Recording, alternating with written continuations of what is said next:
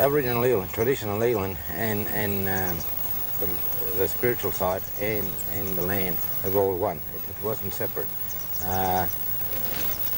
You couldn't have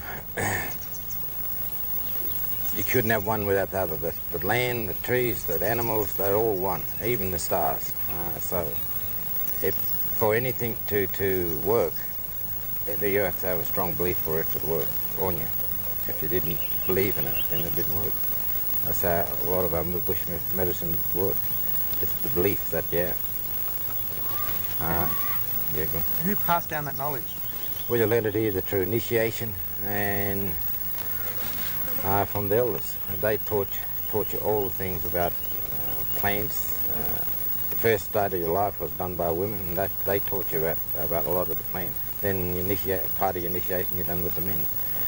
Then all your life you just kept learning. It wasn't about getting to a stage where you had enough knowledge. It was always learning about life, and it never stopped. Even when you're an elder, you still learned. So the learning kept on going all through your life, and it's always about the land, the trees, everything. Because one of the things white man did to Aboriginal people, especially where I come from, they put everyone together. So when they put everyone on missions, that means they broke down the law. First thing Mitchell done when he went out to our area, they set one of our sacred trees alight. He burnt one of our sacred trees down. And Aboriginal people, when they saw that, a lot of the old people died. There were stories about how these old people just stayed there and died because they burnt something that was really sacred. Their spirits and everything was in these trees. And when Mitchell burned it down, they sort of took all that away from them. So a lot of people died from that. But when they put them on missions, when the whites put them on missions, then they broke down all the different customs, all the different laws. We have a religion and a spiritual belief that you can't just pick up and take in it. The spiritual belief is there in the ground. It's in there. It's in the trees. It's in your country. You can't go to another country and take their stuff because it doesn't mean that much to you. You respect it, but it doesn't mean anything to you. Where you come from, that's where it all your spiritual stuff is there. All the things that keep you well, makes you well, keep your spirit alive, is all in your land. You just can't adopt another land. You can't adopt another totem. That's not something you should do. Well, you don't do it. It's not the right way to do it. Well, the totems is the one that links you back to the land. It's the animal that was created and rewarded for not breaking the laws, and it was rewarded by turning it into an Aboriginal person. And the thing that with totems is that mine's a sandy one, so the sand eels, where my totem lives, become a part of me. The sand eels, all the sand eels are a part of me. When I look at the sand eels, I'm looking at my body. And all the things that goes and lives on the sand eel becomes a part of me. Just like you look at little tiny ants going back and forth. It's like your blood pumping through your veins. Your trees, the trees become a part of you. All these things start to die out, then parts of your body are dying. Aborigines assume that there were 4 separate spirits, including the body spirit, the soul spirit, the shadow spirit, and the dream spirit. Well, the area where I come from, the Nunabara people, they have 3 spirits. Soul spirit, your dream spirit, and your shadow spirit. Then you have another spirit for where your Wirrigans are. You have a spirit for wind. Wind, all the animals become a relation to you, and they are spirits. There's spirit for every tree, every blade of grass, every plant, every animal. They all have a spirit. There's spirits in the sky that was sent up there by death or punishment. And there's a lot of spirits. There's everything out of spirit.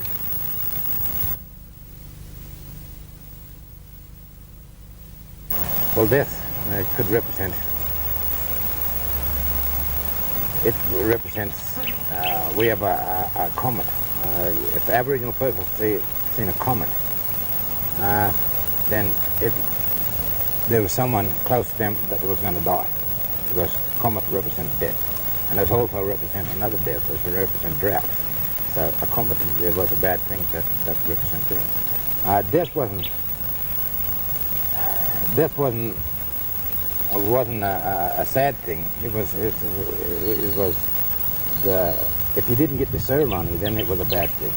But if you had all your ceremony, then it wasn't a bad thing. And the place where your spirit went, that was the reward of living this life. Your spirit world, going into the spirit world. It's not a heaven. It's not a hell. It's just a world, and we see that world. We see that in Warrnambool, the Milky Way. That's part of the spirit world. All the stars around the Warrnambool is the campfire of our dead relations and people that live in there, fishing out of the river of the sky. So it's not a bad place to go. So death wasn't a bad thing, and all the other things that goes with death, like burials and all that. That was it was important for you to have those ceremonies. If you didn't have those ceremonies, then you wouldn't get if you were the elder in this world, then you wouldn't be an elder in the spirit world. For waste and laws, you would have to stand up in front of somebody who's about 6 blokes and they throw spears at you for waste. And it didn't stop until it drew blood. And if you went through the middle of you, then it didn't matter, because they still had to draw blood. If it killed you, then that's a your bad luck. But if it went through your leg or your arm or just draw blood, then it was okay. Our laws was pretty strict, even down to our totem laws. Our totem laws were the strongest and the worst punishment of the lot. When you have a totem, you can't marry into the person with the same totem. For that law, you would have to, if you try to do that, then your death was starvation, and they would break the man's legs so he couldn't hunt, and the woman's arm so she couldn't gather, and the tribe would let him starve to death. And that was the worst punishment of all. Then, after that was finished, they punished your spirit by not giving you a ceremony, and your spirit didn't go into the new world. It's one that only seen on this world here. And that was more frightening, not getting a ceremony for your spirit to go in the spirit world. Because this world, the world we live in on the earth, it wasn't as important as the one that we live in our spirit. Our spirit world was where we're going to meet everybody and live a better life. But you also get punished in that world too. Well, Aboriginal people used to cook it and eat it. You could eat it raw or cooked. And there's 2 types of gargaloons. This is one of the types, and there's another type. Did it have any side effects, or? No, there's no side effects with it. It just tastes like onions when it's cooked, and smell like onions. This is another type of gargaloon. It's they use it the same way as the first one. They cook it or eat it raw. It's a different shape. It's also have another purpose. It's for warts or stomach disorders. With the sap that comes out of it, the little white sap that comes out of it, it's supposed to be poison if you drink enough of it. But it's all right to eat. It hasn't got a bad taste. What does it taste like? Tastes a bit like a stingy taste, a bit chalky but stingy. Now, this type of food, there's all different types of gargaloons. There's each area got a different type. One that grows in the rainforest, the one we've seen first, grows in the rainforest. This grows more or less anywhere, and the other one's a lot smaller. The ones in Kakadu is a lot pear shaped and a bit of purple to it. These are all green. Different types of leaves. You can tell by the different types of leaves. The ones that grow out in the dry country have the same types of leaves, but a little bit thinner. This tree behind me is a native apple tree. And they used to use the sap out of the native apple trees sunburns, and stomach disorders. They used to eat it or mix it up with water. They mixed it up with water for sunburns and put it on their skin. Then mix it up with water and drank it for the stomach disorders. Wattle tree. The Aboriginal people used to use this to make the bread. They used to use the bark to tan their leather with, and they used to use the sap for burns and plus eat. This only the Aboriginal women used to put their wattle seeds in, and they used to grind it all up by using another rock in the hole. And when the hole got deep enough, too deep, then they used to start another one.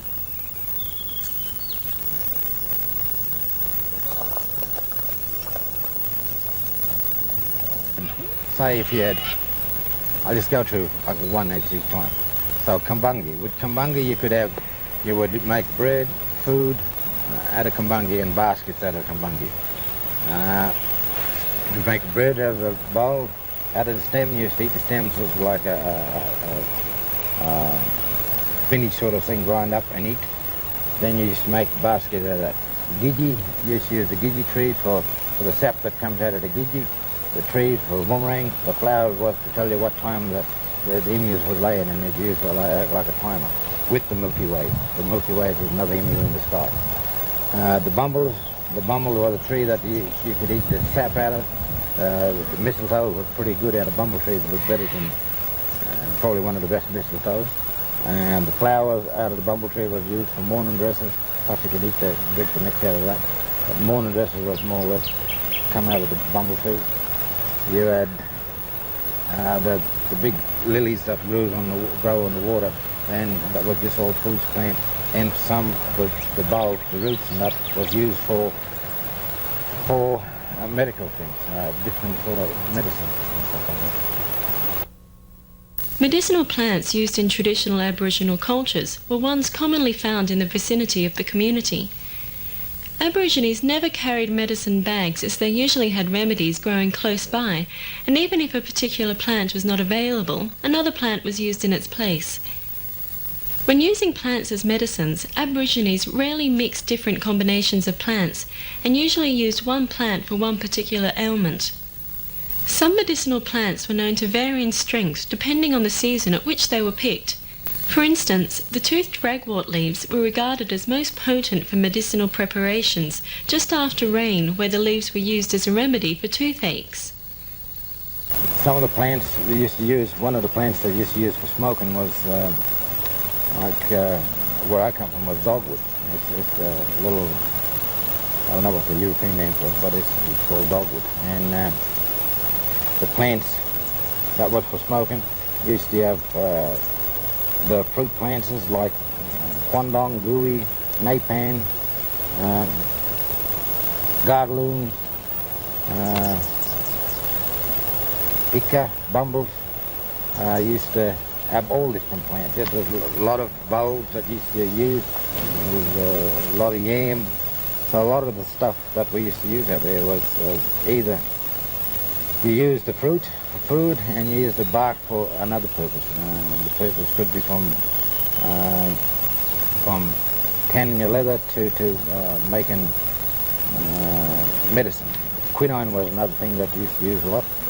Quinine was pretty good for a lot of things, and a lot of people use that now in modern life for different purposes, from either cancer, from a lot. Flowers, we used to use one type of flower you used to get a drink of nectar out of, or used to like, that was snoddygobbers or mistletoes. You used to get the nectar out of those, and there's another little yellow flower, a little daisy that you used to be able to eat. One of the big lilies that grows in the front, you used to eat those, and the stem, and the bulbs. And there's the bumble flower. They used to use the bumble flower for decoration for cobberies, plus you could eat it, and you could use that for morning dresses, mourning headpiece is when people mourn. It was a special sort of flower bundle. They used to use that for mourning. The gidgee plant, they used to use the gidgee blossom to tell them what time to go out and look for emu eggs. It's on the blossom trees that blossom in the winter time. It's an acacia, it's like a wattle tree. We used to use guano fat for that, and its another purpose was for smoking. Yes, you rub guano fat on you and then smoke you. They used to smoke you over 8 bushes to keep spirits away from you and stuff like that. Plus, yeah, porcupine fat was pretty good for skin, keeping your skin glossy in the air, plus to keep your hair clean and all this. Then you had emu fat. Emu fat was a real strong odor, and that's what you use for feet, sores, used for a lot of things, guano fat, but mostly all the fat is used for skin, cleaning your skin and keeping your pores open and stuff like that, and it's help you with the sun, the wind and all that. The little white dots around that represents the frogs that spewed all the water up and made everything grow. The white dots around that again represents all the animals. And the brown and white dots around that represents the animals and Aboriginal people. Then you come out here that represents the sacred sites and the hills and the people and animals again. And this is all the different sort of people and different laws and different way of using the land. Then these people, these here, when they all broke up into different tribes and spoke all the different languages. The yellow represents the fire, that how we used to farm and use the land. We use fire and water for a lot of our ceremonies. Then it's just all the different elements out here. Then the different points and different ways that direction is all the different languages and all the different people from my area. These are the Wirrigans and the Lorca people from the Milky Way. The blue and red parts are the Milky Way. And we have the way we used to farm here, using water and fire to farm. The yellow is the fire, the blue is the water that we use to farm. Then we'll come out to the outside here. This one here represents the wind and the people, and now the people see the wind and the elements. The rain, the wind, the clouds, and the people, all cousins. They're part of all of that. And that's separate. These two here represent those two. Then you got the line at back here, represent the Warrabul, the Milky Way. Then you look back over the lot, then you see it as a whole. Everything has to be seen as a whole all the time. There's no, you can't just look at one piece in Aboriginal culture and not, you can't understand one piece. You have to see the whole lot to understand that one piece. Then you go to the top, Yeti is the sun, it's a woman. Then you got Balu, the moon down the bottom, and they're all linked together. There's the Aboriginal people here in between them, that links them all there. And the sun, the people, and the animals that created the sun. Then you're down here, you got Balu, the moon, and people again, and what Balu does. Out here, you got the comet, around the brown white dots around represents the comet, and that represents drought and death. And it represents these people here, the Nundagara people, is represented by the air. Then you got the pink dots on the outside of the painting, represent how everything is sacred, all sacred. Not just one part that's sacred, everything is sacred. The sky, the wind, the rain, the earth, the whole lot is sacred. Then we got the yellow and the white dots around here represents our spiritual belief.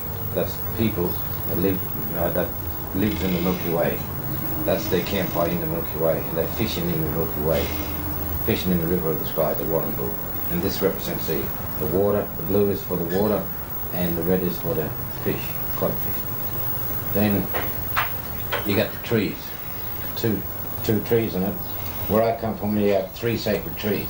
Well, one of the sacred trees was burnt down by Mitchell when he first went out there. So now we only got 2.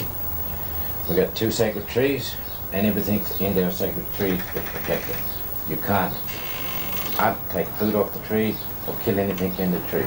Anything sitting here around the trees is sacred, and it's protected by Barney, our creator.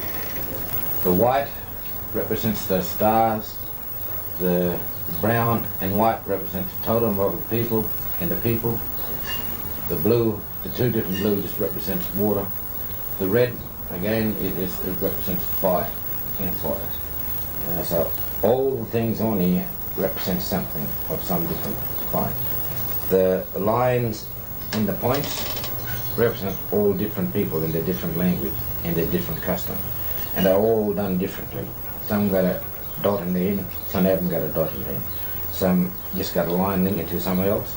It shows the difference in the culture, in the way we live and our belief. This is all done from an area from where I come from, and it's based on all the traditional stuff from the Noongar land. And it's probably different in other areas.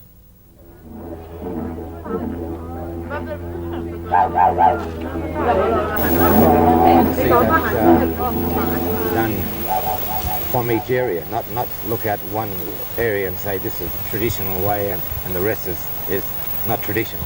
I think we should look at Aboriginal people as individual groups. One way that we could look at Aboriginal people is the way the Americans look at the American Indians, the Sioux, Comanches, Apaches. But that's the way we should be looking at Aboriginal people, because that's the way we are. We are our own little nation together, the group. We have our own laws, we are separate, we do things different than the next neighbour. And they should look at us all like that, instead of looking at us as Aboriginal people as a whole. And then they pick at the blackest to find the truest culture. It's not. We all have culture, and there's still a lot of culture in New South Wales, Victoria, Queensland. It's just that no one recognises that. They don't.